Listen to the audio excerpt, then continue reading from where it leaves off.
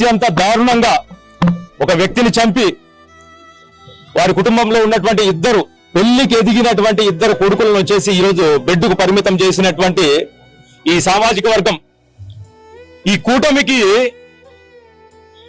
అధికార పీఠంలో నిలబెట్టిన దానికి వాళ్ళు ఈరోజు మాకు గిఫ్ట్ ఇచ్చినారనమాట. ఈ రకంగా ఈ దాడులు అనేటువంటివి కేవలం ఈ గుంటూరుకు మాత్రమే పరిమితం కాదు, రాయలసీమలో కూడా విపరీతంగా దాడులు ఉన్నాయి బలిజల పైన, కాపుల పైన.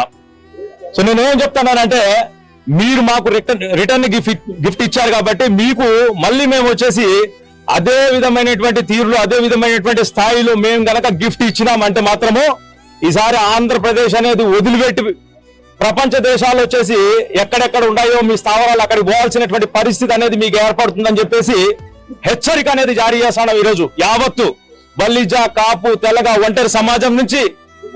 ఇప్పుడు ముఖ్యమైనటువంటి విషయం ఏంటంటే, ఈరోజు గాంధీ గారి 3 కోతులు ఉన్నాయి. చెడు వినకు, చెడు కనకు, చెడు మాట్లాడకు అని చెప్పేసి. అంటే ఆ విధంగా వచ్చేసి ఈ కాపు, బలిజ, తెలగ సామాజిక వర్గానికి చెందినటువంటి ఆ ఎమ్మెల్యేలు మీ నోర్లు మూగపోయినాయా, మీ కళ్ళు గుడ్డైపోయినా, మీ చెవులు వినపడడం లేదా? ఈ హత్య జరిగి ఇన్ని రోజులు అయితే అంటే ఇంతవరకు కనీస స్పందన లేదు. మిగిలినటువంటి సామాజిక వర్గాలు ఏ విధంగా స్పందిస్తాయి, వాళ్ళని చూసి కొంచెం సిగ్గు తెచ్చుకోండి. ఈ రోజు బలిజలు, కాపులు అంటే కరివేపాకులు కాదు, సామ్రాజ్యాన్ని నిర్దేశించేటువంటి శక్తివంతమైనటువంటి కూటమిది. ఇలాంటి కూటమి పైన ఇలాంటి బలిజ సామాజిక వర్గమైన మీరు చేస్తున్నటువంటి ఈ కుట్రలు అంటే మీకు కనపడలేదా?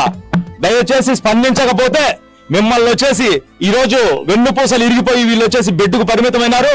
మీరు కూడా రాజ్య భ్రష్టులై ఇంట్లో మీ బెడ్లకు పరిమితం అయ్యే విధంగా చేసుకోకముందే జాగ్రత్త పడండి. బయటకు వచ్చేసి ఆ యొక్క కుటుంబానికి 2 కోట్ల రూపాయల ఎక్స్గ్రేషియా తక్షణమే ఈ టీడీపీ కూటమి ప్రభుత్వం చెల్లించాలని మా బలిజ కాపు ఎమ్మెల్యేలు, మిగిలినటువంటి వాళ్ళ పక్కన ఉండి మా బలిజ కాపు ఎమ్మెల్యేలు ఎవరైతే ఉన్నారో వాళ్ళు తక్షణం స్పందించి ఆ 2 బిడ్డలకు వచ్చేసి బెడ్డుకు పరిమితమయ్యి దాని తర్వాత జీవితాంతం అంగవైకల్యం చెందినటువంటి వాళ్లకు ప్రభుత్వ ఉద్యోగాలు తక్షణమే కల్పించాలని ఆ యొక్క అమ్మ భర్తను కోల్పోయినటువంటి ఆ తల్లికి వచ్చేసి సర్పంచ్ ఖచ్చితంగా ఇవ్వాలని చెప్పేసి మేము డిమాండ్ చేస్తున్నాం.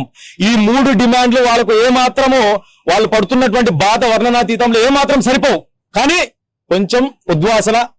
కాబట్టి కూటమి ప్రభుత్వానికి మాకు ఇచ్చినటువంటి గిఫ్ట్ మేము తీసుకున్నాము, మీకు రిటర్న్ గిఫ్ట్ అనేది ఇచ్చే లోపల మీరు స్పందిస్తే బాగుంటుందని చెప్పేసి హెచ్చరిక జారీ చేస్తూ